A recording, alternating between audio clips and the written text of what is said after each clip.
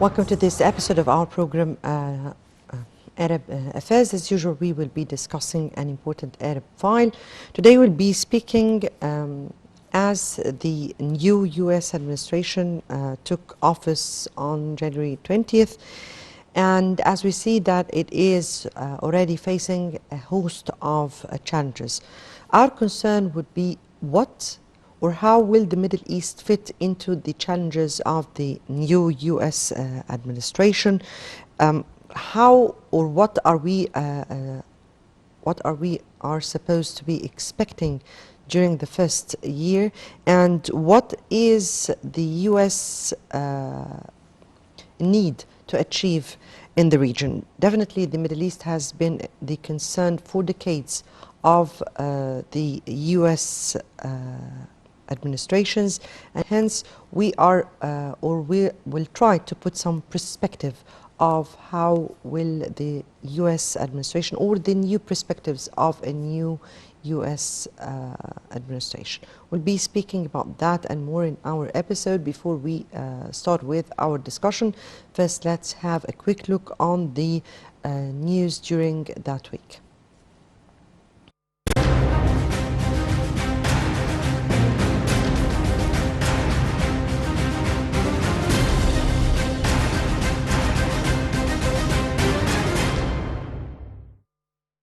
President Abdel Fattah el-Sisi announced that Egypt would start rolling out a mass COVID-19 vaccination campaign on Sunday with the Sinopharm jab.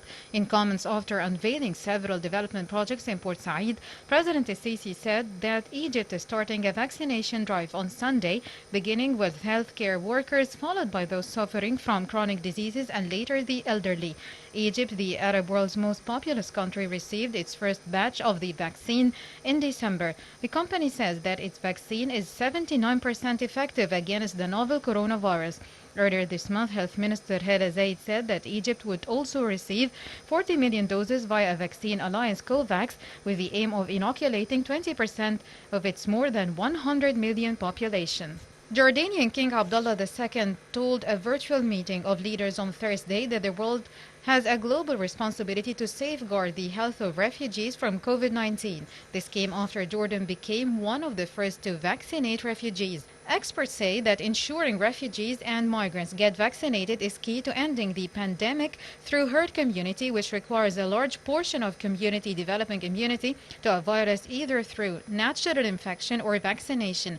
According to the United Nations Refugee Agency, UNHCR, Jordan has the most refugees participant per capita after Lebanon, hosting about 750,000 refugees, including many from Syria. The UN Agency for Palestinian Refugees, the UNRWA, expressed hope on Thursday that the United States will resume its funding, but said that it still would not be enough to cover a shortfall. Under former President Donald Trump, the United States halted its support for the UNRWA, and on Tuesday, Washington's interim UN envoy Richard Mills said that American President Joe Biden tends to restore U.S. assistance programs that support economic development and humanitarian aid for the Palestinian people without mentioning UNRWA. The UN Security Council and Secretary General Antonio Guterres on Thursday called for thousands of foreign fighters and mercenaries to immediately leave Libya. Guterres told reporters that ceasefire has been holding in Libya, but he noted that all foreign troops and all foreign mercenaries move first to Benghazi and to Tripoli, and from there leave the Libyans alone. The 15-member Security Council discussed the situation on Thursday and in a statement called on all Libyans and international actors to respect the arms embargo and ceasefire agreement there. Iraqi Prime Minister Mustafa al-Kadhimi said on Thursday that the country's security forces have killed Abu Yasser al-Aisawi, a Daesh commander who had claimed to be the leader of the terrorist group in Iraq and its deputy caliph. Last week, the Daesh terrorist group claimed responsibility for a suicide bombing which killed at least 32 people in a crowded Baghdad market, and it was the first big bombing in Iraq for 3 years. Iraqi authorities said that the attack was a possible sign of the group reviving after its military defeat in 2017. Russia backed a Palestinian proposal for the Middle East Peace Conference, suggesting it could be held at a ministerial level in spring or summer, as the United States said it would move towards renewing ties with the Palestinians under Joe Biden. The United States said that it intended to restore credible U.S. engagement with Palestinians as well as Israelis, recalling that Moscow had backed Palestinian leader Mahmoud Abbas's idea for international talks in early 2021 when the first proposed in September. Russia's foreign minister Sergei Lavrov offered ideas about who could be invited. Lavrov said that the roughly 10 part participants would include Israel, the Palestinians, the fourth members of the so-called Middle East Quartet, the United States, the European Union, along with 4 Arab states, namely Bahrain, Egypt, Jordan, and the United Arab Emirates.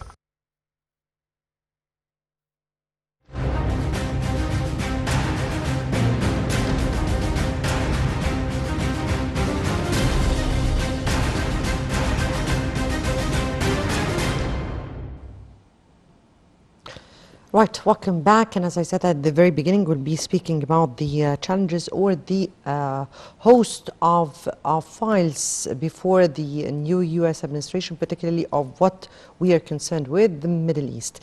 And we have with us over the phone His Excellency, former Foreign Minister, Mohammed Al Arabi. Good afternoon to you, Your Excellency. Hi, good afternoon.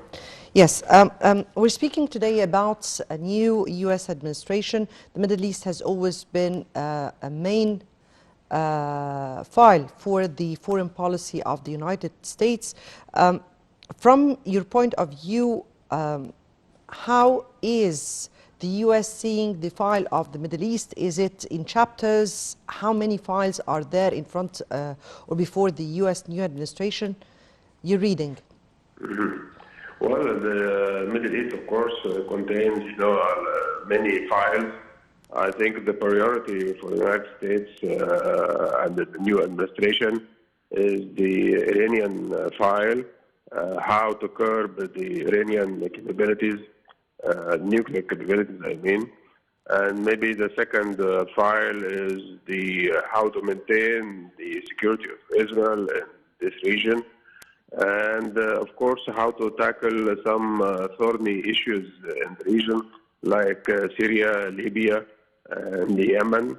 And maybe the fourth file is it will be the Palestinian questions and how to approach this question with a new vision, which is based on the two-state solution. So I think this is the main four files for the new administration. And of course, they have different approach rather than the Trump administration. Yeah. And I think they will try to have their input in all this file in a very short period. But still, premature to see how they will start and how they will put the priorities of these files. But I think the Middle East, thorny issues like Syria and Libya, I think now they start by giving a very clear statement towards the situation in Libya when they called the Russians and the Turkish to force these groups, to withdraw from Libya and try to implement a new political solution for this important country. You divided the issues before the U.S. administration into 4 sections. We'll try to go through each one of them, sir. But let me take first the announcements or what was declared of the National Security Advisor, Jack Sullivan, that he has restructured the security staff in the Middle East and Asia directorates and downsized the team devoted to the Middle East.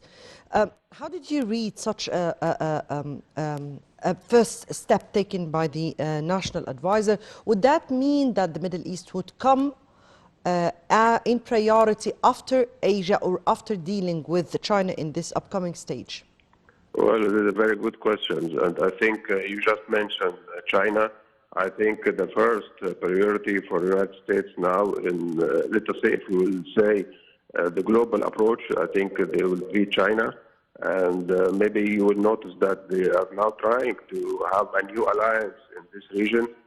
between United States, Australia, and India, and Japan, and North Korea. South Korea, in order to face, this expansion of China in that region and even all over the world.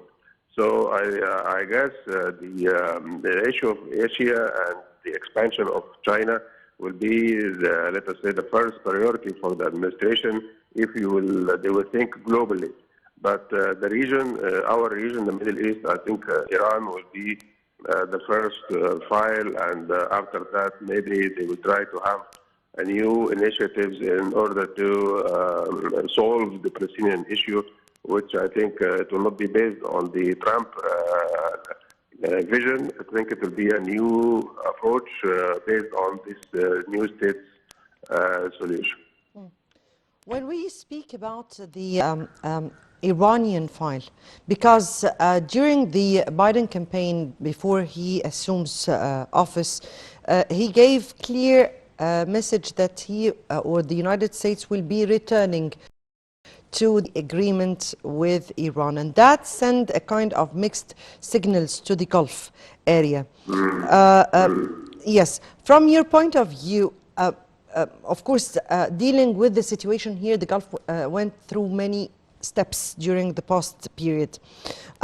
How far was that accepted by the Gulf and the Arab area? And from your point of view, what do we expect in this upcoming stage?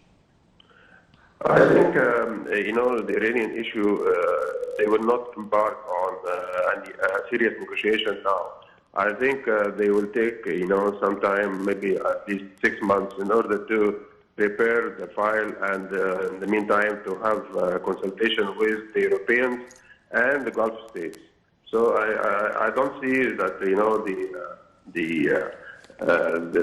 road is paved now for the new administration. I think they have to do a lot of homework and consultation with the Europeans, and after that the Gulf states. But let us always, put in mind that the situation when that deal between Iran and the West was conducted, it is different now, because Iran also breached the conditions of that deal. So I guess they have to start from the point zero in order to have a new agreement with Iran, and I think Iran will be more rigid now in this period, and they will not show a sort of compromise with the new administration, because they know that they are keen to reach an agreement with them. So it will be a very delicate situation, and not easy to predict that we will have a new agreement between the two sides. It will take a lot of time, and of course the pressure of the Gulf states, I think it will be counted when the Americans, trying to reach a new agreement with Iran. When you spoke about giving firm statements to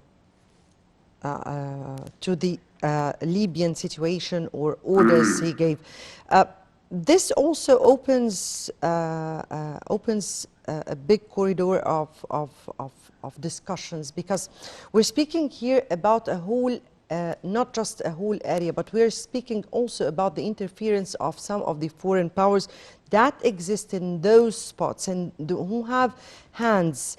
And in the previous administration, it was not dealt in a very firm way, the existence of Turkey, for an instance, in the region, the Iranian and its threats.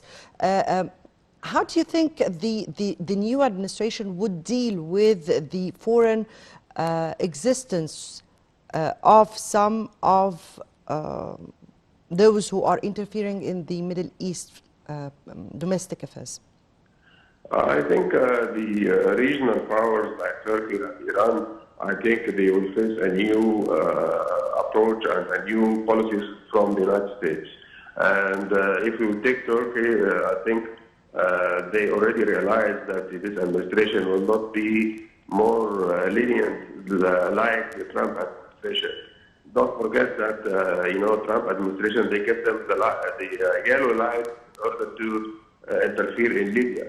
So I think the last statement by the administration, I think it was firm and clear that they will not accept and tolerate any kind of interference from the Turkish, I would say, administration or troops in the region. And this might be also reflected on the Syrian issue. Turkey, of course, involved in Syria in a very heavy way. And I guess Turkey will face some trouble with this new administration, and this kind of ambition to be, I would say, dominate the whole region. I think they will face a lot of difficulties with this new administration, and Iran also, as I said. So the new regional powers, where they will have sort of ambitions and plans to expand in our region, I think they will face some trouble with this new administration. Right. When we speak about the dreams and hopes and aspirations of those foreign powers, or the existence of foreign countries in the domestic affairs of the Middle East, we're speaking about Turkey, we're speaking about Iran. But we're not speaking just in Libya. We're speaking about Libya, we're speaking about Syria, we're speaking about Iraq, we're speaking about Lebanon, we're speaking about Yemen. So we're speaking about a big part of the Middle East. Yes. How far do you think the U.S. administration would deal with the Turkish existence in Syria, in Turkey, particularly Turkey, rather Iraq, I mean, when we are speaking that the post-U.S. administration has downsized its existence in Iraq and in Syria? Each of these problems, it has a different approach and a different impact. And so I think the administration will use different policies and approaches in order to be involved in these thorny issues, as I said. If you talk about Syria, it is, of course, a very delicate situation because Russia is there in a very heavy manner. And, of course, Iran and Hezbollah and many other, countries involved in that. So when they will try to be involved in Syria as a new administration, I think their main target is to limit the influence of Russia in this country and also the Iranians in this country. So this will be the main target for the administration. And after that, maybe Turkey, because, the Kurdish presence in north of Syria, I think they are protected by the West in general and the United States in particular. So the three countries, Russia, Iran, and Turkey, I think they will face strong oppositions from the United States in the near future. And of course, they will not have the same policy towards the three countries. I think each country will have its own approach from their side. So the Middle East will witness some changes, but it will not be a radical changes because, of course, Russia and Iran and Turkey also they have their interest to be in Syria and in Iraq. If we talk about Turkey, so we have to wait a little bit to see how the administration will be strong enough, or just trying to use some statements and that's it, without any kind of real involvement. So we have to wait a little bit because now it's a little bit premature to detect the intention of the new administration and how they will be involved in the Middle East issues. Remains the Middle East core problem, which is the Palestinian-Israeli file.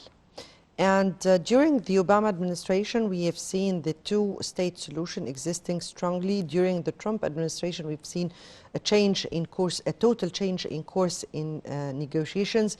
And then by the end, we have seen some pushing from some of the Arab countries, particularly Egypt, and its role, its continuous role in pushing forward for the Palestinian cause rights. Let me here take, how would the new administration deal with the situation? Would it deal as the Obama administration dealt with the case here? Would it deal with the Trump approach of pushing things until both sides need to sit with each other? How do you view here this new administration vision towards this file? I think we can say that Egypt, was aware that somebody should pave the way for having a serious negotiation between the Palestinians and the Israelis. And maybe you will agree with me that, that meeting between Egypt and Jordan and Germany and France in Cairo recently, I think it was a step forward. And in the meantime, it was a step, to encourage the administration of the new administration in Washington to be involved and try to have a sort of formula or a platform to relaunch this kind of negotiation between the Palestinians and the Israelis. We cannot judge the success of this, process now, and because we have a very strong resistance from the Israeli government, and Netanyahu, he will not change his position easily. He was one of the supporters of the Trump plan, and now I don't think that he will show any kind of enthusiasm towards this two-state solution. So we still have, a lot of problems and difficulties in that way, and I think the Americans, I would say, they will not be ready to exert more pressure on Netanyahu to accept this new formula, or let us say the old formula of having two states.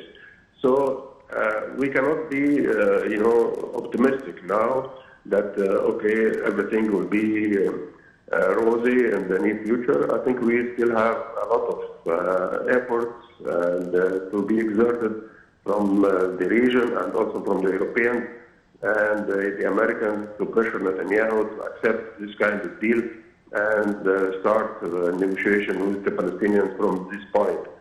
So the Palestinian question is always, a very difficult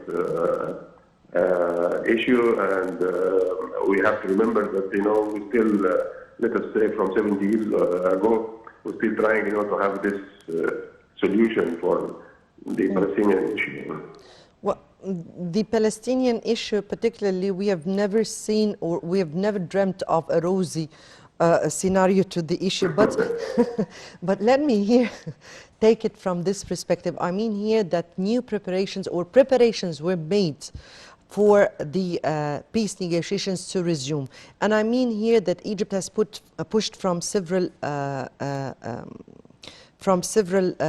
points. We have seen reconciliation, or rather normalization. We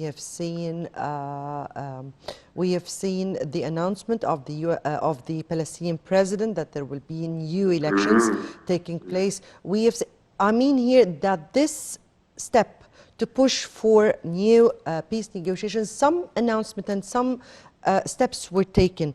How do you view those steps, and will this have any kind of reflection on what decisions to be made in this upcoming stage? Yeah, recently we witnessed a lot of positive, signals coming from the Palestinians and from the Arab world, of course. But unfortunately, the Israelis, they never, show any kind of receptiveness for these signals, and they still, adopting these own positions towards the Palestinians. So we have to work very hard. I mean, as Egypt and Jordan, I think we have this kind of coordination for the last few years. And the Europeans, of course, they are still adhere to the principles of the solution. Most of the European countries still adhere to the two-state solution. So it is not easy to say that, okay, we will have a new impetus now, and this new impetus will lead to a solution. I think we have to struggle again and again in order to put Israelis in the right position and give to show a real politics from their side in order to give the Palestinians their rights. Just before the U.S. New administration assumed office, we've seen a kind of movements in the Arab world. We have seen President Abdel Fattah al-Sisi going with agreements and coordination and consultation with different Arab countries, particularly Iraq, Jordan, the Jordanian King, and of course the Gulf area. We have seen even an Arab rapprochement, and I mean here that the Arabs have been taking some of the steps. How do you view those steps, and how do you view how the U.S. administration followed up with those steps? Well, I think we can say that we already, extend our hands for peace, and many of the Arab countries, as you just mentioned, start, this process of normalization with Israel, and we are under the impression that this normalization will be an asset for peace in the region. But I don't see any change in Israeli attitude actually so far. And if we are talking about normalizations, I think the Arabs, or let us say some Arab countries, they already showed that they are willing to have a sort of stability in the region, peace with Israel. But of course, this should be under the condition of having a real solution for the Palestinian question. But so far, as I said, the Israelis, they are not, let us say, forthcoming with this new condition, a new realization in the region. But the administration, the new administration, they are, maybe they will use this rapport in order to give the Israelis some incentives to be more forthcoming in the near future. Maybe they'll do that. But as I said, it is still premature to see what kind of mechanisms they will use in the near future in order to push forward the Palestinian issue. So we have to wait a little bit, not to predict anything now. Finally, here, if I may ask you, do you expect the Middle East to be a prior file for the United States new administration? Yeah, because they have to deal with the two files in a parallel way. I mean, the Asian file and the Middle East file, because they are also connected. I mean, the Middle East and Asia, and this might be a good policy to see to try to have a sort of settlement and stability in the Middle East. I think this will be reflected also in the situation in Asia. But of course, the formation of this new alliance in Asia will be different, and they will not use it, of course, in the Middle East. The Middle East, maybe they will work with the Europeans more in order to have or to facilitate, their role in the Middle East. Right. Former Foreign Minister Mohammed Al-Arabi, thank you so much for your input with us today. And now we'll leave you with a report on Lebanon and the open air aid Egypt has opened with Lebanon.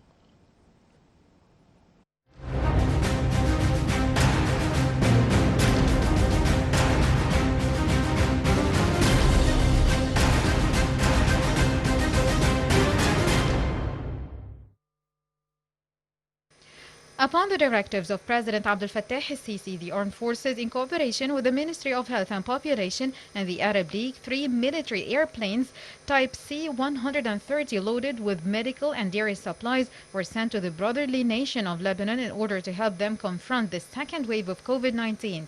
The airplanes took off from East Cairo Air Base, heading to Rafiq al-Hariri International Airport in Beirut, accompanied by Minister of Health and Population Hala Zayed. Egypt sent on Thursday 31 tons of medicine and medical supplies to Lebanon as the country suffers under the coronavirus pandemic.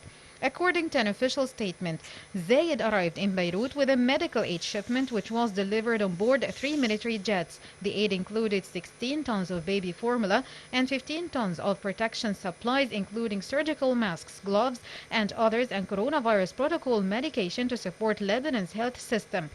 Zayed also delivered the third shipment of 7.6 tons of medical equipment in response to the demand by the Arab League to deliver a shipment of the needed equipment to Lebanon. Zayed made an inspection tour within the Egyptian Field Military Hospital in Lebanon, where she assured the continuance of coordination between the two nations, including with all ministers and the Lebanese government, to provide the complete needed support to the Lebanese nation. For their side, the Lebanese reiterated their deep thanks and gratitude to all efforts exerted by Egypt by standing by Lebanon during the times of hardships and challenges.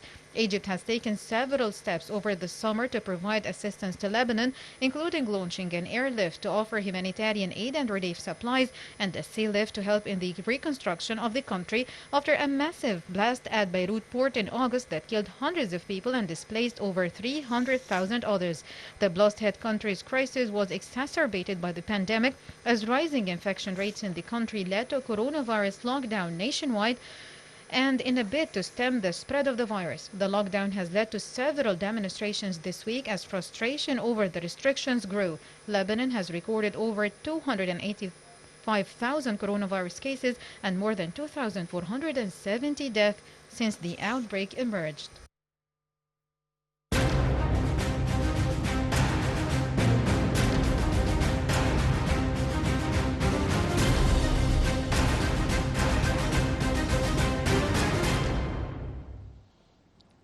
Right, I guess that brings us to the end of this episode. Remains to be seen what can the new U.S. administration achieve here in the region, or what should we be expecting. Remains to be seen. That ends our episode. Many thanks for watching. Next Saturday, another Arab File. Till then, goodbye.